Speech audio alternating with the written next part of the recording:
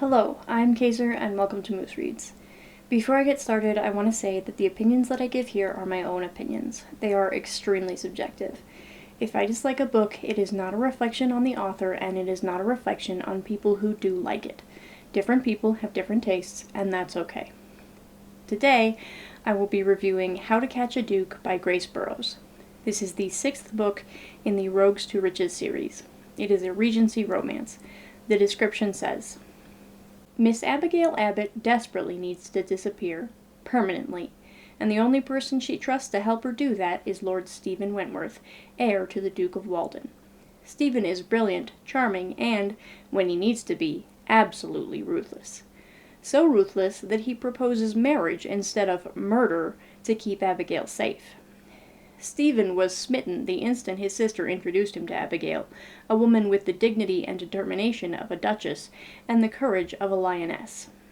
When she accepts his courtship of convenience, he also discovers she kisses like the most intimate wish come true. For Abigail, their arrangement is a sham to escape her dangerous enemies. For Stephen, it's his one chance to share a lifetime with the lady of his dreams. If only he can convince her his love is real. 4 stars. Content warnings for this book for child abuse. Pretty much from the first book, I was looking forward to reading Stephen's story. I enjoyed it quite a bit, but it was also somewhat frustrating for me. From the start, Stephen seemed like a pretty complex character. He's caring but abrasive. As a child, his father broke one of his legs in a fit of temper, and to make him more pitiable when he went begging. Because they couldn't afford a doctor, his leg never healed properly, and it causes him a great deal of pain. It hurts less when he doesn't put pressure on it, but he's too proud, so he often walks with the use of 2 canes, or even just one, rather than use a bath chair. He's got a lot going on, and he doesn't generally care to discuss it with anyone, so I was glad to finally get a look inside his head. Also, Stephen is bisexual, which was a fun surprise. Abigail was fine, though considerably less interesting overall, and I did quite like the 2 of them together. However, there were 2 things that annoyed me in the course of this book. First, Abigail is looking for Stephen's help because she's upset a marquess who is attempting to retrieve a set of letters in her care and is willing to hurt her to do it. That's fine, but the plot mostly revolves around trying to figure out why he wants them. Stephen is purported to be a genius, but he takes quite a while to figure it out.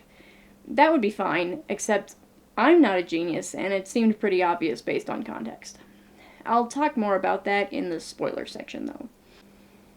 The second thing that bothered me was that I'm fairly certain this book has some continuity problems. It's hard for me to be certain, since I don't own these books, and I return library loans as soon as I finish, so they're available to others. But I'm pretty sure that at the end of When a Duchess Says I Do, it said that Duncan and Matilda had 11 children.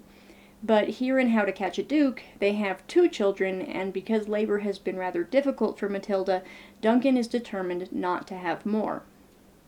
If I'm right, and this is a retcon, the reason for it is to force Stephen's hand. He doesn't want to have children, partly, I think, because his own father was a monster, but also because he can't really play with his children in the way that he would like. But Quinn is a duke with 4 girls, and his wife, similarly, is in danger if she has any more children. Duncan also has 2 girls. So to secure the succession, Stephen must marry and have at least 1 boy. There's also a second retcon, though one could certainly argue this one. In one of the books, I'm inclined to say a duke by any other name, but I can't remember for sure. Stephen tells someone that he killed his father, who is purported to have died from drinking bad gin. In that book, it was unintentional. He carelessly placed a bottle of rat poison in a place where his father often left his alcohol, and inevitably Jack drank it. In this book, however, he tells Abigail and Quinn both that he deliberately poisoned his father by spiking one of his bottles of gin with rat poison. This can technically be chalked up to Stephen lying before to lessen the severity of his act, but I honestly think it was a mistake on Burrows' part. Neither of these contradictions is egregious, certainly not enough to put me off the series, but it still irritates me.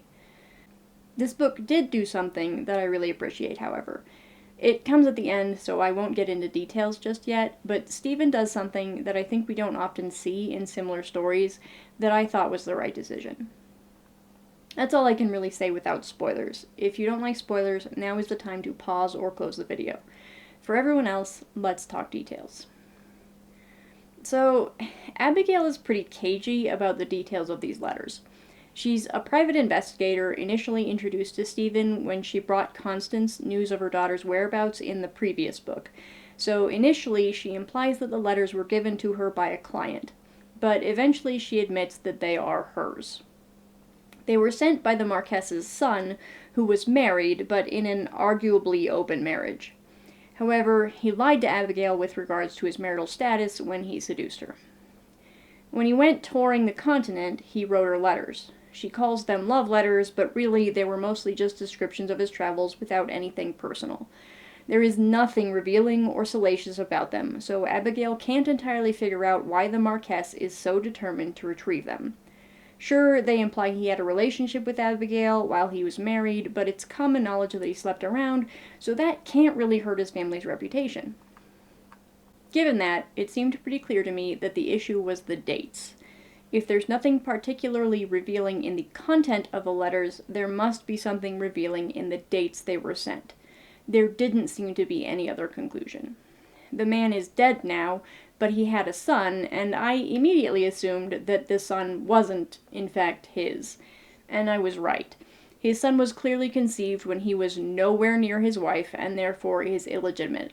The Marquess wants the letters so that this can't be revealed, thus disinheriting his grandson. Honestly, the most surprising thing to me was that the Marquess would rather have his bastard grandson, who has no blood relation to him, inherit his title than some cousin or other. He didn't really seem like the type. Like I said, it was clear to me, but it took Stephen and Abigail the entire run of the book to reach the same conclusion. Of course, if the Marquess's son isn't actually his grandson's father, the question becomes who is. I bet you can guess. I sure did. Which brings me to the thing I really liked about this book. Stephen is the kid's father.